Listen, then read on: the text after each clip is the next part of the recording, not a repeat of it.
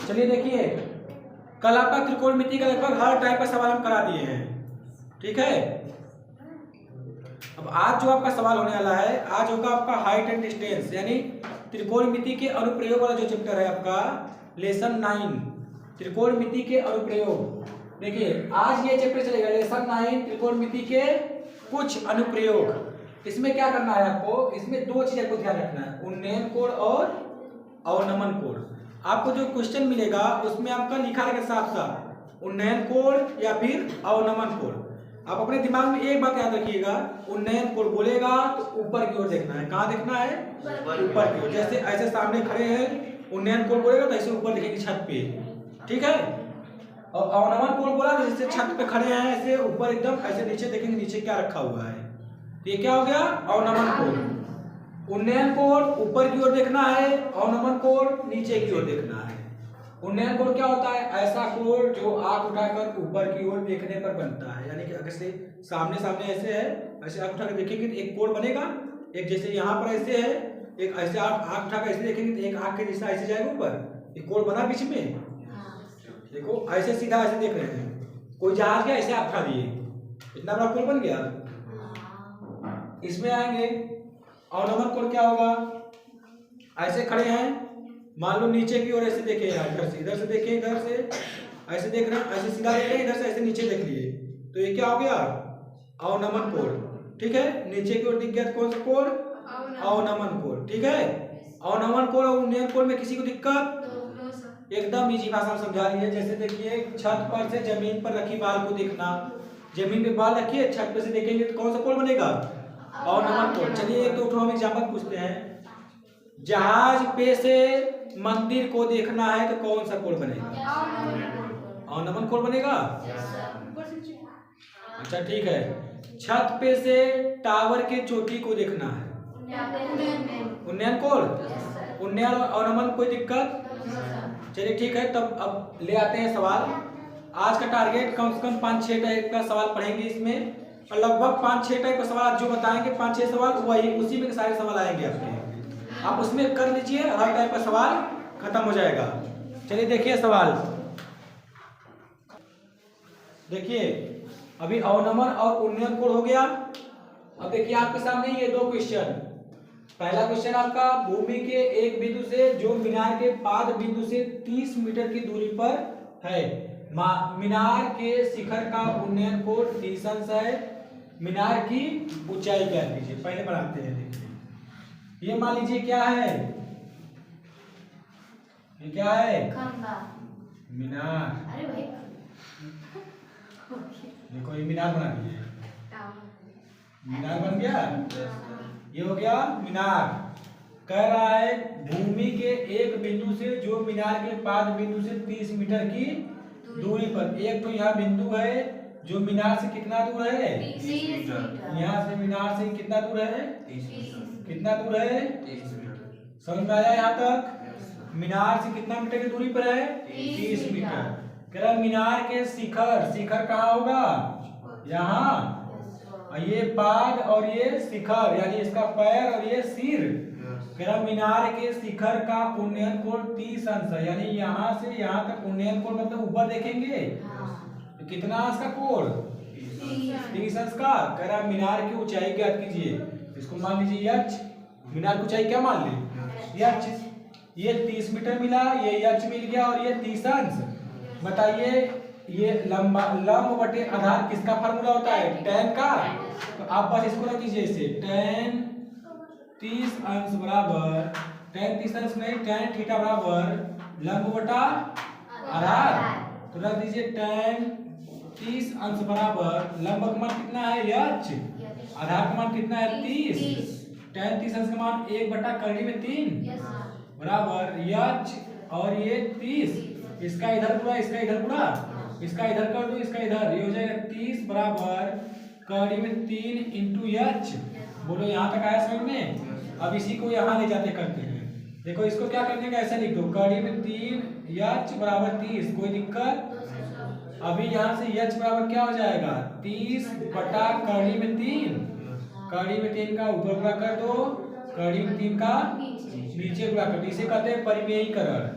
तो क्या हो जाएगा, ये ऊपर हो जाएगा 30 कड़ी में 3, नीचे क्या हो जाएगा कड़ी में 3 और कड़ी में 3 का गुणा करें 3, 3 दाह में 30, h बराबर 10 कड़ी में 3 मीटर।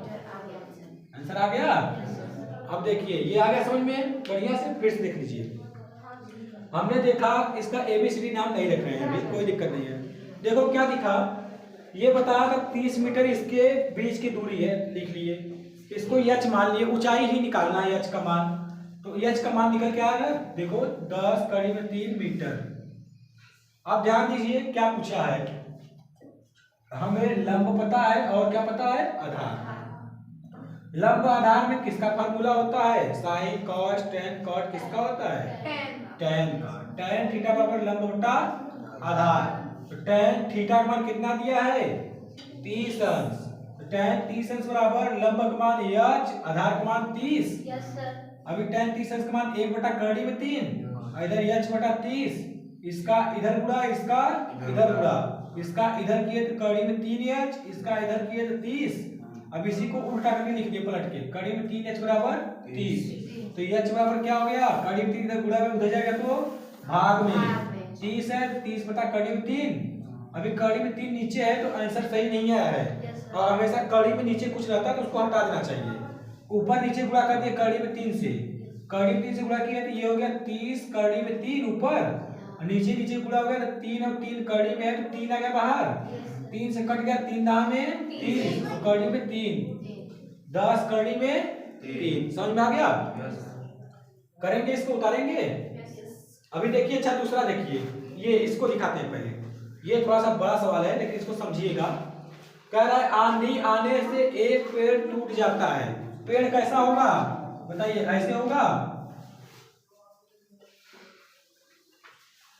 पेड़ ऐसे होगा। अब कहेंगे बहुत लंबा पेड़ है, तो ऐसा मत कहिएगा लंबा है तभी टूट गया, आंधी आने से, छोटा आंधा थोड़ी टूटता। आंधी आने से एक पेड़ टूट जाता है और टूटा हुआ भाग इस तरह मुड़ जाता है कि पेड़ का शिखर, शिखर कहाँ है, यहाँ जमीन को छूने लगता है, यहाँ से टूट गया, टूट गया तो ये ऐसे गिर गया, क्या आया होगा ऐसे गिर के, इससे किसको छू लिया, जमीन को। अच्छा जमीन को छू लिया और इसके साथ कितना अंश का कोण बना लिया, 30 अंश का कोण बना लेता है। पेड़ के पाद बिंदु की दूरी जहां पेड़ का शिखर जमीन को छूता है 8 मीटर है, ये दूरी कितना है, कह रहा है जहां पेड़ का ये और यहाँ का जड़ जहां है वो जो है उसकी दूरी कितनी है 8 मीटर।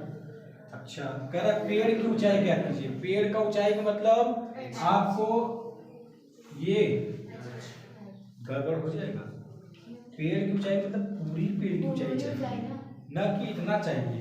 पूरी पेड़ की ऊंचाई के लिए आपको इसका मान इतना चाहिए और इतना भी चाहिए, क्या इसको x मान लो, ये जो टूटा है उसको x मान लेते हैं, जो इतना बड़ा है उसे क्या मानते हैं x। लास्ट में जब हमारा मान h का भी मान आ जाए और x का भी मान आ जाए तो बस केवल h और x को जोड़ देंगे तो बराबर तो हो जाएगा। देखिए इतना h इतना x रहा होगा, ये टूट के इसे आया है।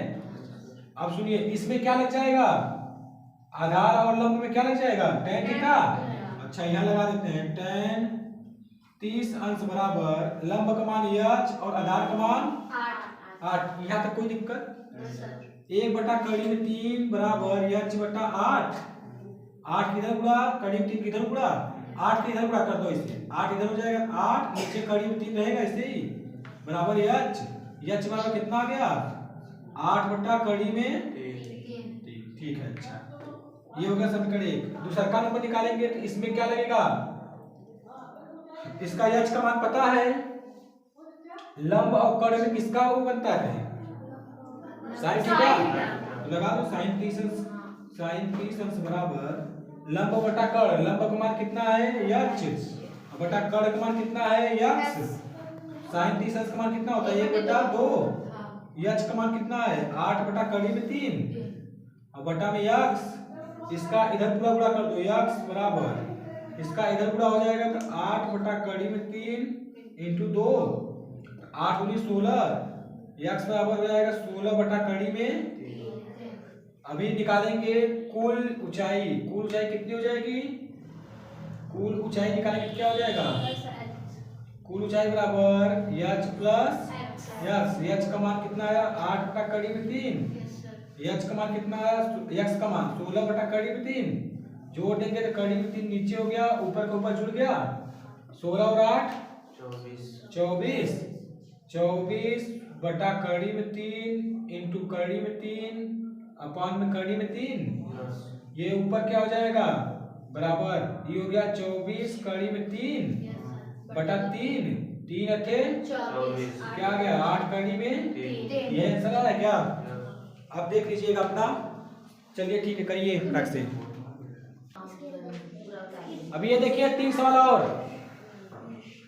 पहले इसका अगर आप फिगर बना लिए तो फिर पूरा आपका आ जाएगा आंसर। अगर फिगर नहीं बना पाया फिर आंसर आना बड़ा मुश्किल है। लिखा है जिस समय सूर्य का उन्नयन कोण 30 अंश था। सूर्य का उन्नयन कोण कितना था 30 अंश। उन्नयन कोण मतलब ऐसे 30 अंश। कह रहा है एक स्तंभ की परछाई 20 मीटर। स्तंभ ये है, इसकी परछाई किधर पड़ेगी, ऐसे। देखो ये अगर स्तंभ है इसकी परछाई यहीं नहीं पड़ेगी। ये कितना है 20 मीटर। कह रहा है आप स्तंभ की ऊंचाई ज्ञात कीजिए। ये ज्ञात करना आसान नहीं है, लगा लीजिएगा। tan 30 अंश बराबर h बटा 20। 1 बटा कड़ी में 3 बराबर h बटा 20। 20 के इधर रखा दीजिए तो ये हो जाएगा 20 बटा कड़ी में 3 बराबर h। हो गया आंसर। h बराबर 20। इसको देखिए, एक मीनार की छाया उसकी लंबाई की कड़ी में 3 गुनी है। पहले ऐसे बनाइए, ये मीनार है, मीनार कैसे रहती है ऐसे, उसकी छाया इधर आएगी। कह रहा है एक मीनार की छाया उसकी लंबाई की कड़ी में 3 गुनी है। अगर लंबाई उसकी h है तो उसकी छाया कितनी हो जाएगी कड़ी में 3h। देखो कहा ना उसकी लंबाई की 3 गुनी है क्या उसकी छाया। इन सबका नाम ऐसे रख लो A B C। चुप रहो, कोई बात नहीं करो। देखो ये हो गया। कह रहा है तो सूर्य का उन्नयन कोण ज्ञात कीजिए। लगा दीजिए tan थीटा बराबर लंब बटा आधार यानी h बटा कड़ी में 3h। ओए साइलेंट। h बटा कड़ी में 3h, इसको कट कर दो। ये हो जाएगा tan थीटा बराबर 1 बटा कड़ी में 3। थीटा का मान कितना होता है 1 बटा कड़ी में 3।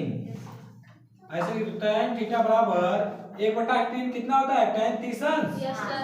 तो tan से tan कट गया, थीटा का मान कितना आ गया 30। बोलो आ गया समझ में। इसको करेंगे, इसको भी करेंगे। ऐसे बनाओ। कहा है सूर्य के प्रकाश में 45 मीटर ऊंची ऊर्ध्वाधर मीनार की छाया। 45 मीटर ऊंची ऊर्ध्वाधर मीनार है, उसकी छाया कितनी है 45 कड़ी में 3। कह रहा सूर्य का उन्नयन कोण आसान है। लगा दो फिर से tan 30 tan थीटा बराबर लंब मान 45 बटा आधार का मान 45 कड़ी में 3। 45 से 45 कट गया। tan थीटा बराबर 1 बटा कड़ी में 3। tan थीटा बराबर इसको भी लगा देंगे tan 30 अंश। tan से tan कट गया, थीटा बराबर। ठीक है, आज इसको कर लीजिए। अब आगे के सवाल कल बताएंगे। कल थोड़े से कठिन सवाल होंगे, धीरज रखिएगा, सब आ जाएगा। कल 3-4 सवाल बता देंगे बढ़िया बढ़िया कठिन कठिन, आपको आ जाएगा सब कुछ। ठीक है, चलिए तब इसी क्लास को आज रोक देते हैं। इसको कर लीजिए। 5 सवाल आज बताए हैं, पांचों आपके बहुत इंपॉर्टेंट है। ये सवाल इंपॉर्टेंट है, ये भी इंपॉर्टेंट, ये भी, इसके पहले तो जो कराए हैं वो बहुत इंपॉर्टेंट। पेड़ जो टूटा है वो ज्यादा इंपॉर्टेंट है। ठीक, आप सब कर लीजिएगा। कल का टाइमिंग आपका वही है, सब हर एक सब्जेक्ट का हर एक टाइम पे ही है। ठीक है, क्लास को खत्म करते हैं इसी पे।